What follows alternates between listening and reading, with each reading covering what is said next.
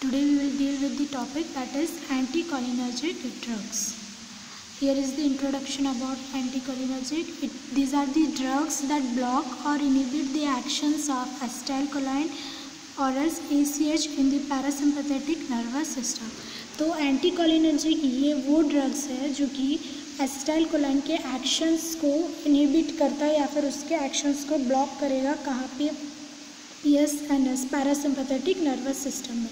Also called cholinergic blocking agents और parasympatholytics.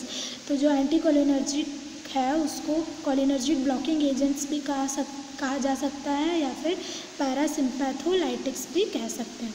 often referred to as anticholinergics or antimuscarinics. Here is the mechanism of action of anticholinergics. It is a competitive antagonist. इसको competitive antagonist क्यों कहा गया? क्योंकि ये जो cholinergic drugs है जिसमें कि एसिटाइलकोलाइन का सिक्रेशंस होता है उसके अगेंस्ट वर्क करता है. मीन्स जो एसिटाइलकोलाइन सिक्रेट होता है उसके सिक्रेशंस को उसके एक्शंस को इनहिबिट करके ब्लॉक करता है, इसलिए उसको कॉम्पिटिटिव एंटागोनिस्ट कहा गया है. कॉम्पीट विथ एसिटाइलकोलाइन, तो ये एसिटाइलकोलाइन के अगेंस्ट वर्क करेगा और उस अगेंस्ट वर्क करता है. Block acetylcholine at the muscarinic receptors in the PSNS. तो जो मस्करिनिक रिसेप्टर्स है पैरासिम्पैथेटिक नर्वस सिस्टम में वहाँ पे एसिटाइलकोलाइन को ब्लॉक होता है. Reversible blockade of acetylcholine at muscarinic receptor by competitive binding. तो जो मस्करिनिक रिसेप्टर्स है जो कि PSNS में प्रेजेंट है वहाँ पे एसिटाइलकोलाइन का ब्लॉकेज होता है. रिवर्सिबल बाय इंक्रीजिंग एसिटाइलकोलाइन और एगोनिस्ट डिक्रीज ब्लॉकेज. तो जैसे ही एसिटाइलकोलाइन का अगर सिक्रेशन अगर और ज़्यादा इंक्रीज हो जाएगा तो जो ब्लॉकेज हो रहा है एंटीकोलिनर्जिक ड्रग्स के कारण तो वो भी डिक्रीज हो सकता है. Once these drugs bind to receptors they inhibit nerve transmission at these receptors. तो जैसे हमने देखा था कि मस्करिनिक रिसेप्टर्स है PSNS में, अगर ये ड्रग्स उसी रिसेप्टर्स को एक बार अगर बाइंड कर दिए तो वहाँ पे जो नर्व ट्रांसमिशंस है रिसेप्टर्स में वो होना बंद हो जाता है. Here is the classifications of anticholinergic drugs. It is divided into 3 types: natural alkaloids, semi-synthetic derivatives and synthetic compounds. So under natural alkaloids is atropine, hyoscine, which are also called as scopolamine. Second is semi-synthetic derivatives. Under that is atropine methonitrate, homatropine, hyoscine butyl bromide, ipratropium bromide, tiotropium bromide. Third is synthetic compounds. Under that it is further classified into 4 types, that is anti-secretory, antispasmodics, mediatrix, vesicoselective, anti-Parkinsonian. So anti-secretory, antispasmodics is further divided into 2 compounds, that is quaternary compounds and tertiary amines. Under quaternary compounds is propanthelene, oxyphenonium, cladinium, pipazolate, methyl bromide, isopropamide, glycopyrazolate. Next, tertiary amines dicyclomine, valethamyl and pyrazapine. Next, second classification is mediatrix. Under that is cyclopentolate, tropicamide.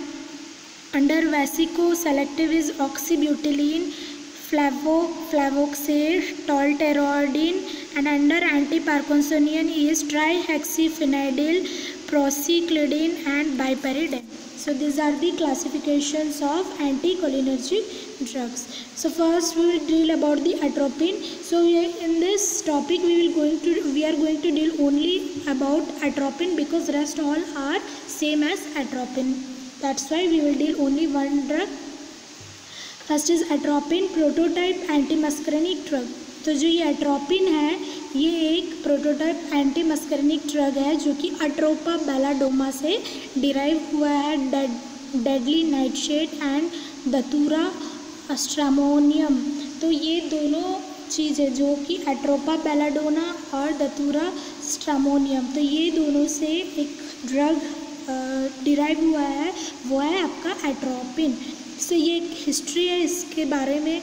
During the Italian Renaissance dilated pupils were considered desirable. Plant extracts were used as cosmetic eye drops. तो जो भी plant जैसे pimples dilate हो गया है तो eye drops जो है प्लांट के जो भी एक्सट्रैक्ट्स है उसको कॉस्मेटिक आई ड्रॉप्स के तौर पे यूज़ किया गया है। हेंस द नेम बेलाडोना और ब्यूटीफुल लेडी इन इटालियन। तो इटालियन के लैंग्वेज में belladonna means beautiful lady. So ये are the actions of atropine. First is cardiovascular effect. तो सीवीएस पे ये कॉज क्या अफेक्ट करता है? First, decreased cardiovascular response to vagal stimulation resulting in tachycardia. तो ये जो वेगस नर्व है, वेगस नर्व में क्या होता है, वेगस नर्व के स्टिमुलेशन के कारण कार्डियोवैस्कुलर का रिस्पॉन्स भी डिक्रीज हो जाता है, resulting in tachycardia means increase in heart rate. Next, mainly tachycardia due to antagonism of the vagal effect. तो जो वेगस नर्व है, वेगस नर्व के इफेक्ट के कारण टैकीकार्डिया कॉज होता है। Next is vascular, no direct effect except dilate cutaneous vessels. तो जो भी क्यूटेनियस वेसल्स है वो डायलेट हो जाते हैं। Block hypotensive effects of muscarinic agonist. तो जो भी मस्करिनिक एगोनिस्ट है वो सारे क्या हो जाते हैं, ब्लॉक हो जाते हैं due to the use of atropine. Next is central nervous system. तो सेंट्रल नर्वस सिस्टम में एट्रोपिन कैसे यूजफुल है? At normal doses atropine stimulates medullary centres, however at higher doses produce excitement, agitation, hallucination and coma. तो जो ये atropine है, जब आप इसको नॉर्मल डोज देते हो तो ये क्या है, नॉर्मली वर्क करता है मेडुलरी सेंटर्स पे। लेकिन अगर ये जब आप हायर डोज में देते हो पर्सन को तो क्या होता है, पर्सन जो है वो ओवर एक्साइटमेंट हो जाता है। Agitation means a state of anxiety, और नर्वस एक्साइटमेंट ये भी है कि ज़्यादा एनर्जी उनमें प्रोड्यूस हो जाता है और वो ज़्यादा ही ओवर एक्साइटमेंट दिखाते हैं। हेलुसिनेशन हो सकता है और coma if you will give the atropine in higher dose. अगर आप हायर डोज में देते हो तभी ये सारा चीज़ होता है, जैसे कि excitement, agitation, hallucination and coma. Depresses vestibular excitation and has anti motion sickness properties. तो ये जो वेस्टिबुलर एक्साइटेशन है उसको डिक्रीज करेगा, लेकिन ये क्या है, as a anti motion sickness भी के लिए भी ये यूज़ हो सकता है। जैसे कोई पर्सन को जर्नी सिकनेस है या फिर ज़्यादा मूवमेंट वाला सिकनेस है जिसमें उनको नॉजिया, वॉमिटिंग, ये सेंसेशन वगैरह फील होते हैं, तो उसको कंट्रोल करने के लिए एट्रोपिन ड्रग्स भी दे सकते हैं। Next, suppresses tremor and rigidity of parkinsonism by blocking cholinergic over activity in basal ganglia. तो जो ट्रेमर्स होते हैं पर्सन में या फिर पार्किंसोनिस डिजीज, जो पार्किंसोनिस मतलब it is a disorder of central nervous system that affects movement often including tremors. तो जो normal person normally physical activity कर रहे हैं, अगर अचानक उनका मूवमेंट चेंज हो जाता है, उनको ट्रेमर्स आने शुरू हो जाते हैं, so that is nothing but parkinsonism. तो ये अगर पर्सन को इसमें क्या होता है, ट्रेमर और पार्किंसन कंडीशन हो सकता है, क्योंकि जो कोलिनर्जिक ओवर एक्टिविटी है वो क्या होता है, ब्लॉक होने के कारण। Next is I. तो आई में ही इसका क्या, एट्रोपिन का क्या एक्शन है? Dilated pupils. तो डायलेटेड पिपल्स में यूज़ होता है blocks muscarinic innervations on the circular muscles and relaxes ciliary muscles. तो जो कॉन्ट्रैक्शंस हो रहे हैं कॉन्ट्रैक्शंस को रिड्यूस करेगा और जो सिलियरी मसल्स को उसको रिलैक्स करता है। वोर्सन्स ग्लोकोमा और ग्लोकोमा कंडीशंस में भी इसको, ये जो ग्लोकोमा अगर पर्सन को हुआ है तो ये और भी प्रॉब्लम क्रिएट कर सकता है। Next, in gastrointestinal system relax smooth muscles of GI tract. तो जो जीआई ट्रैक्ट में स्मूथ मसल्स हैं उसके मसल्स को क्या करता है, वो रिलैक्स करता है। Next, decrease intestinal and gastric secretion. तो जो इंटेस्टाइन में स्टमक में जो जीआई ट्रैक्ट में जो भी केमिकल सिक्रेशंस होते हैं वो सारे चीज़ क्या होते हैं, रिड्यूस हो जाते हैं। Decrease motility and peristalsis. तो जो मोटिलिटी मूवमेंट या फिर पेरिस्टाल्सिस मूवमेंट जो भी हो रहे हैं वो सारे चीज़ डिक्रीज हो जाता है। एंटीस्पैस्मोडिक इफेक्ट, एंटीस्पैस्मोडिक इफेक्ट, तो स्पैस्म जो भी पेन हो रहा है तो उसको भी रिड्यूस करने के लिए एट्रोपिन यूज़ कर सकते हैं। Increases sphincter contraction. तो जो स्पिंक्चर है, स्पिंक्चर कॉन्ट्रैक्शंस को इंक्रीज करेगा। नेक्स्ट, इन रेस्पिरेटरी सिस्टम। तो रेस्पिरेटरी सिस्टम में एट्रोपिन कैसे यूजफुल है? First is decreases bronchial secretion, तो जो ब्रोंकियल सिक्रेशंस है उसको डिक्रीज करेगा। डायलेट ब्रोंकियल एयरवेज, तो जो ब्रोंकियल एयरवेज है जैसे कि अस्थमा के कंडीशन में उसको भी ये क्या करेगा, डायलेट करेगा। Next is genito urinary, that is GU, relaxes detrusor muscle. Detrusor muscles क्या है, ये एक स्मूथ मसल है जो कि ब्लैडर के वॉल में पाए जाते हैं। तो वहाँ पे जो स्मूथ मसल्स है डिट्रसर मसल्स वो क्या होते हैं, रिलैक्स हो जाते हैं। Increase constriction of internal sphincter, तो इंटरनल स्फिंक्टर जो है वो भी क्या हो जाता है, कॉन्स्ट्रिक्ट हो जाते हैं। रिजल्ट यूरिनरी रिटेंशन, तो जो यूरिनरी रिटेंशन पर्सन में क्या हो सकता है, यूरिनरी रिटेंशन मीन्स जो यूरिन है वो प्रॉपरली वॉइड आउट नहीं होता है। Relaxation of smooth muscles of ureters, तो जो यूरेटर्स में स्मूथ मसल्स है वो भी रिलैक्स होते हैं, therefore they are contraindicated for prostate hypertrophy patients. तो अगर कोई पर्सन प्रोस्टेट हाइपरट्रोफी से डायग्नोज्ड है तो ऐसे पर्सनस को भी एट्रोपिन ड्रग्स नहीं दिए जाते हैं। नेक्स्ट ग्लैंडुलर, तो ग्लैंड्स में ये कैसे वर्क करता है, डिक्रीज सलाइवरी सिक्रेशन, तो सलाइवरी अगर सलाइवा प्रोड्यूस नहीं होगा सिक्रेशन तो माउथ क्या हो जाता है, ड्राई हो जाता है।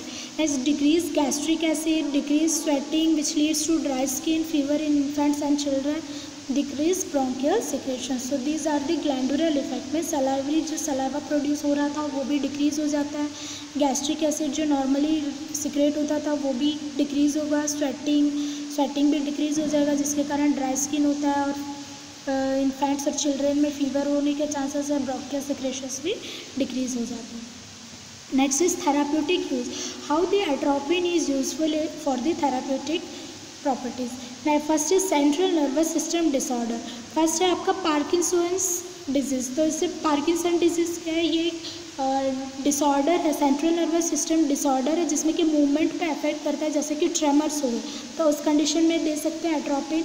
Those who cannot take levodopa, तो जो लेवोडोपा ड्रग्स नहीं ले सकते हैं उनको वो एलर्जी के हाइपर सेंसिटिविटी है या फिर उनको वो ड्रग सूट नहीं करता तो उस कंडीशन में एट्रोपिन दे सकते हैं। Helpful in decreasing salivation, spasticity and tremors, तो सलाइवेशन ओवर सलाइवेशन हो रहे हैं तो उसको भी रिड्यूस करने के लिए, स्पैस्टिसिटी मीन्स स्पैस्मोडिक पेन हो रहा है स्पैस्म के कारण तो उसको रिड्यूस कर सकते हैं, ट्रेमर्स को भी रिड्यूस कर सकते हैं। Next motion sickness, drug induced extra pyramidal reactions, जैसे कि ड्यू टू एंटीजाइगोटिक्स, तो जैसे अगर एंटीजाइगोटिक्स दे रहे हो आप तो एक्स्ट्रा पैरामिडल रिएक्शंस के कारण, तो ये सारी चीज़ को कंट्रोल करने के लिए फिर सेंट्रल नर्वस सिस्टम के ये डिसऑर्डर्स है, Parkinson's disorder, tremors, motion sickness, extrapyramidal reactions, तो ये सारी चीज़ को कंट्रोल करने के लिए as a therapeutic treatment this atropine drug can be used.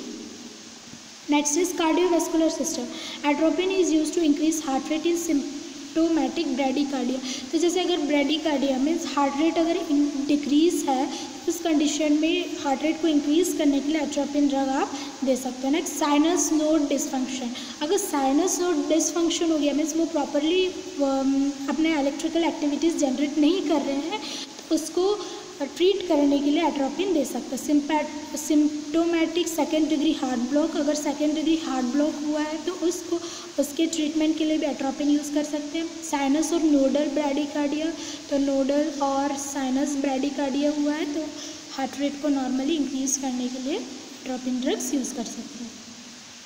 Next respiratory system, decrease secretions from knows, mouth, pharynx and bronchi, तो जैसे कि नोज, माउथ, फेरिंग्स, ब्रोंकाई में जो सिक्रेशंस हो रहे हैं तो वैसे वो सिक्रेशंस को रिड्यूस करने के लिए एट्रोपिन यूज़ कर सकते हैं। Released smooth muscles in relaxed smooth muscles in bronchi and bronchioles, तो ब्रोंकाई और ब्रोंक्यूल्स में जो स्मूथ मसल्स है उसको रिलैक्स करेंगे, एयरवे रेजिस्टेंस को डिक्रीज करेंगे। Next we can use for the bronchodilation also. Respiratory agents are use to treat exercise induced bronchospasm, तो एक्सरसाइज के कारण अगर ब्रोंकोस्पाज्म हो रहा है तो उसको ट्रीट करने के लिए chronic bronchitis, asthma, COPD, chronic obstructive pulmonary disease, तो ये सारे कंडीशंस है जिसमें आप एट्रोपिन ड्रग ट्रीटमेंट के लिए यूज़ कर सकते हैं। तो इप्राट्रोपियम जो है वो इनहेलेशन के प्रोसेस में भी दे सकते हैं। नेक्स्ट इज गैस्ट्रोइंटेस्टाइनल सिस्टम, तो GI ट्रैक्ट में तो ये कैसा एट्रोपिन आप कैसे यूज़फुल है। Blockade of PSNS results in, अब जैसे कि पैरासिम्पैथेटिक नर्वस सिस्टम में ब्लॉकेड हो गया, जैसे एसिटाइलकोलाइन का सिक्रेशन ब्लॉक हो गया, तो उसके कारण क्या हो सकता है, डिक्रीज सिक्रेशंस डिक्रीज हो जाएंगे, स्मूथ मसल रिलैक्स हो जाएंगे, GI मोटिलिटी और पेरिस्टालसिस मूवमेंट भी डिक्रीज हो जाएंगे। जैसे peptic ulcer, antispasmodic, irritable bowel disease, GI hyper secretory states, तो ये कंडीशंस है जिसमें आप एट्रोपिन यूज़ करोगे। जैसे पर्सन को पेप्टिक अल्सर हो गया है तो पैरेंजापाइन ड्रग दे सकते हैं। एंटीस्पैस्मोडिक, जैसे पर्सन को स्पास्म के कारण पेन हो रहा है तो उसको रिड्यूस करने के लिए आप एंटीस्पैस्मोडिक दोगे, such as butyl scopolamine. Next irritable bowel disease, अगर बाउल डिजीज़ है इरिटेबल, जो कि इरिटेबल कॉज कर रहा है तो उसको ट्रीटमेंट करने के लिए प्रोपानथेलिन ड्रग दे सकते हैं। नेक्स्ट GI हाइपर सिक्रेटरी, अगर कुछ जो केमिकल सिक्रेट हो रहे हैं वो अगर हाइपर मीन्स ज़्यादा सिक्रेट हो रहे हैं तो उसको रिड्यूस करने के लिए, डिक्रीज करने के लिए एट्रोपिन यूज़ कर सकते हैं। Next is urologic disorder, antispasmodic effect seen in over active bladder and in urinary incontinence, तो यूरिनरी इनकॉन्टिनेंस हो गया है या फिर bladder over activity means spasmodic effect हो रहा है, उसमें पेन हो रहा है तो उसको रिड्यूस करने के लिए एट्रोपिन यूज़ कर सकते हैं। Detrusor, hyper reflexia means over active और ओवर रेस्पॉन्सिव, तो जैसे मैंने बोला था डिट्रेसर मसल्स कहाँ पे प्रेजेंट है, this are the smooth muscles found in the wall of the bladder. तो एन्यूरेसिस, तो increase bladder capacity, increase bladder pressure, so these are the treatment purpose in urological disorders.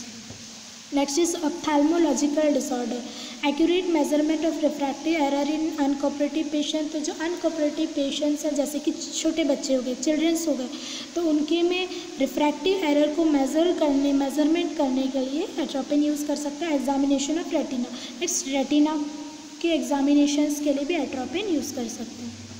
Next side effects of anticholinergic, तो यहाँ पे कुछ system wise side effects हैं anticholinergic से। तो cardiovascular में क्या होता है, increase heart rate, dysrhythmias, central nervous system में excitation, restlessness, irritability, disorientation means person को समझ नहीं आता कि उनके सराउंडिंग वो कहाँ पे क्या है, टाइम क्या है, ये सारे डिसोरिएंटेशन हो सकता है। हेलुसिनेशन होगा। डेलीरियम मीन्स ये एक मेंटल डिसऑर्डर है जिसमें कि पर्सन जो है वो कंफ्यूज रहते हैं, वो उनके सराउंडिंग से वो अवेयर नहीं रहते हैं। So these are the side effects of cardiovascular and central nervous system. Next eye में इसका साइड इफेक्ट क्या रहेगा, dilated pupils, decrease visual accommodation and increase intraocular pressure, IOP, तो इंक्रीज हो जाएगा। और GI ट्रैक्ट में क्या होता है, decrease salivation, decrease gastric secretion, decrease motility. Next genitourinary retention, glandular, तो डिक्रीज स्वेटिंग, रेस्पिरेटरी में decrease bronchial secretion. So these are the side effect. जैसे ग्लैंडुलर में आपका अगर स्वेट डिक्रीज हो गया तो ऑटोमेटिकली स्किन क्या होता है, वो ड्राई हो जाता है और इन्फेंट्स में, चिल्ड्रंस में फीवर कॉज कर सकता है। रेस्पिरेटरी में क्या होगा, ब्रोंकियल सिक्रेशंस भी डिक्रीज हो जाते हैं। नेक्स्ट टॉक्सिसिटी ऑफ एंटीकोलिनर्जिक्स, तो अगर एंटीकोलिनर्जिक का टॉक्सिसिटी हो गया तो anticholinergic overdose syndrome is characterised by hyperthermia, delirium, dry mouth, tachycardia, ileus, urinary retention, seizures, coma and respiratory arrest में ऑकर। तो आप इसके सिम्टम्स क्या है, अगर एंटीकोलिनर्जिक का अगर टॉक्सिसिटी डोज अगर ज़्यादा हो गया है तो इसके सिम्टम्स आपको कैसे पता चलेंगे, पर्सन को हाइपरथर्मिया होगा, डेलीरियम होगा, dry mouth, tachycardia, urinary retention, seizures, coma, respiratory arrest. So these are the symptoms through which you can detect whether the person is having anticholinergic toxicity. Treatment है gastric lavage with tannic acid, cold sponging, physostigmine, subcutaneous और diazepam to control convulsions. तो hyperthermia के stage में आप cold sponging और ice bags use कर सकते हो। GI को क्लीन करने के लिए gastric lavage with tannic acid use कर सकते हो, फिजियोस्टिग्माइन या फिर डायज़ेपम IV। फिजियोस्टिग्माइन जो है subcutaneous and diazepam can be given as intravenous to control the convulsions. As anticholinergic side effects. Next, here are the contraindications of anticholinergics. Glaucoma, prostate hypertrophy, तो जो person को ग्लोकोमा कंडीशन हुआ है तो क्योंकि ये ग्लोकोमा हुआ है और अगर आप उस टाइम पे एट्रोपिन दे देते हो तो ये और ज़्यादा प्रॉब्लम क्रिएट कर सकता है। Prostate hypertrophy, urinary tract obstruction, gastrointestinal tract obstructions, तो ये सारी चीज़ जैसे कि यूरिनरी ट्रैक्ट हो गया, जीआई ट्रैक्ट हो गई, ये सारे में अगर ऑब्स्ट्रक्शंस है तो उस टाइम पे भी आपको एट्रोपिन नहीं देना है। इन्फेक्शियस डायरिया, रिफ्लेक्स इसोफेजाइटिस, जैसे इसोफिगस का इन्फ्लेमेशन हुआ है, टैकी अरिथमियास, देखिए अरिथमियास के कंडीशन में angina, hyperthyroidism and pregnancy. So these are the contraindications of anticholinergic drugs. Next, individual drugs. Atropine जो है it is a prototype antidote in OP poisoning, तो ओपी पॉइजनिंग के लिए यूज़ हो सकता है। Ipratropium useful in rhinorrhoea, running nose. Scopolamine depresses central nervous system and cause amnesia. Amnesia मतलब inability to remember events, जो भी शॉर्ट पीरियड के लिए भी इवेंट्स हुए तो भूल जाते हैं, तो that condition is known as amnesia. Drowsiness, euphoria, relaxation and sleep, तो उस टाइम पे स्कोपोलामाइन ड्रग यूज़ कर सकते हो। Benztropine is used in Parkinson's disease और dystonic reactions. Next, trihexyphenidyl can be used in treatment of EPS. EPS क्या है? ये इंट्राकार्डियल इलेक्ट्रोफिजियोलॉजिकल स्टडी, तो ये एक स्टडी है जिसमें आपको कार्डियक इलेक्ट्रिकल एक्टिविटी के बारे में आपको टेस्ट करना रहता है, तो उस टाइम पे ये ट्राईहेक्सीफेनेडिल यूज़ कर सकते हो। Contraindicated in glaucoma. Flavoxate relieves dysuria, urgency, frequency and pain with GU infection, genital urinary infection. Next, oxybutynin. Butynin has direct antispasmodic effect on smooth muscles and anticholinergic effect, decreases frequency of voiding. तो जो भी frequency of voiding, incontinence, urination हो रहा है तो उसको reduce करने के लिए oxybutynin यूज़ कर सकते हैं। So these are all about the anticholinergic drugs, और ये आपके सिंगल इंडिविजुअल ड्रग्स नॉर्मली छोटे 2 लाइन्स में आपको एक्सप्लेन किया गया। Thank you.